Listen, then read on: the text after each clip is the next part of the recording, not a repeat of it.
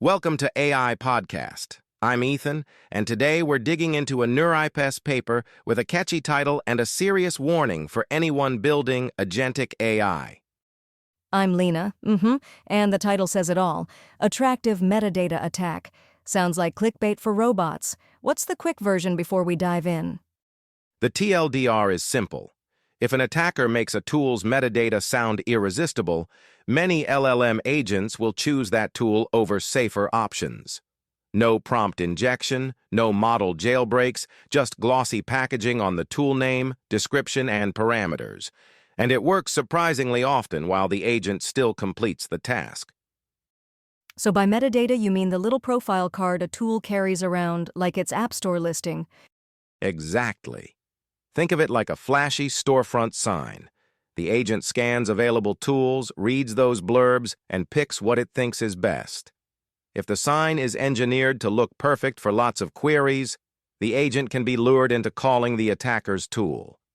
Right. Who's behind the paper and where did it appear? It's at NeurIPS, and one of the lead authors is Kanghua Mo, with collaborators from Guangzhou University and the Hong Kong Polytechnic University. Solid academic context, very systems-focused. Got it. What problem are they responding to? Because we've talked a lot about prompt injection lately. That's the gap. Most defenses try to patch the prompt or sanitize tool outputs, but tool selection itself has been treated like background plumbing. The authors argue that the metadata used during selection is an attack surface. If you ignore that, you're guarding the front door while the side door is wide open. So how do they actually make a tool more attractive? Are we talking lipstick on a pig or something more systematic? More systematic.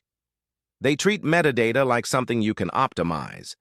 They generate many variants of a tool's name, description, and parameter schema, watch which ones the agent tends to pick, and then evolve the next batch based on what performed well. It's a black box search over wording and structure that nudges the agent's picker. And the agent just thinks it found the perfect fit, right? No alarms go off because nothing obvious looks malicious. Exactly. The text can sound helpful and comprehensive. For example, a fake portfolio helper might promise holistic risk analysis with seamless data import, or a customer support tool might say it standardizes identity checks and speeds resolution. The descriptions are plausible, not obviously evil. What did they test this on? Give me a sense of the setup without drowning me in benchmarks. They built realistic tool use scenarios like shopping assistants, IT ops, finance, and so on, and ran multiple agent frameworks and models. They compared the metadata attack to more traditional prompt-based attacks and also tried common prompt defenses. They even tested under a structured tooling protocol to see if stricter wiring would help. And results? The attack was consistently effective across scenarios and agents. The agents often picked the attacker's tool, and here's the unnerving part, task success usually stayed high. So you might ship a system that still looks competent on paper while quietly making risky calls behind the scenes. Prompt rewriting helped against prompt injection, but it didn't reliably stop this metadata trick. The structured protocol reduced risk for some setups but didn't close the hole. Yikes. Let's make this concrete. How does this lead to privacy leakage? Picture an agent helping you book travel refunds. A malicious tool with charming metadata claims it verifies your identity to accelerate processing. The agent, trying to be helpful, funnels details like email, phone, maybe even parts of a payment profile into that tool's parameters. No one asked the user directly to share sensitive info. It happens as a side effect of the tool choice. So the agent isn't misbehaving in its own mind. It's following its policy to use the best tool, but best has been gamed. Exactly. The inducement happens at selection time, not in the content of the user's prompt. How much should teams worry about this in the real world? I mean, in open ecosystems, anyone can publish a tool, but in an enterprise, there's usually a catalog and some approvals. Good point. In open marketplaces, the risk is immediate because discovery is broad. In enterprises, you have gatekeepers, but even internal catalogs can drift. A well-meaning internal tool can evolve, metadata can be tweaked, and the agent's preferences can shift. Also, vendors sometimes ship default tool bundles with minimal vetting, so the risk scales with how quickly tools enter your environment. Okay, so what can builders do this week, like practical moves while everyone figures out longer-term standards? First, treat metadata like code, review it, diff it, and sign it. If a tool's description changes, that should trigger the same scrutiny as a code change. Second, add a selection time risk score. If a tool claims to be universally capable or uses overly confident language, downweight it until it earns trust.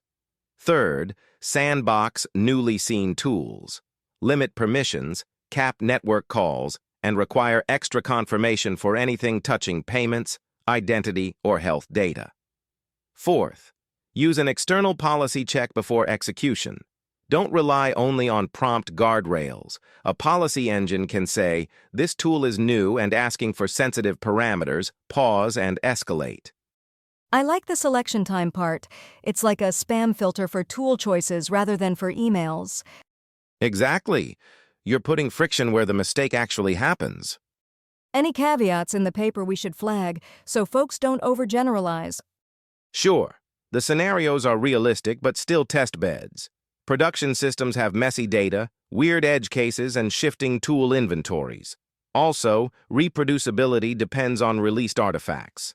The authors point to code availability, but if you can't get the exact agents, tools, and prompts, results may vary. Finally, defenses in the paper are mostly prompt-centric or protocol-centric. That's a fair baseline, but it means we still need evaluations of reputation systems, signing, and selection time detectors. Right, so we should read the headline as this is a serious, underappreciated risk, not as everything is broken forever. Exactly. The insight is that metadata is a first-class security boundary. The moment your agent relies on those descriptions to decide which tool to call, attackers have a lever.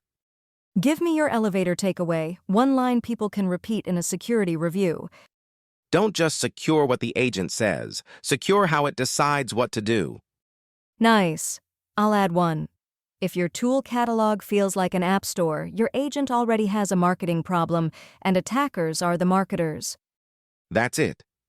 Today's episode was about attractive metadata attack from NeurIPS, led by Kanghua and colleagues. It's a reminder that glossy tool descriptions can bend agent behavior in quiet but risky ways.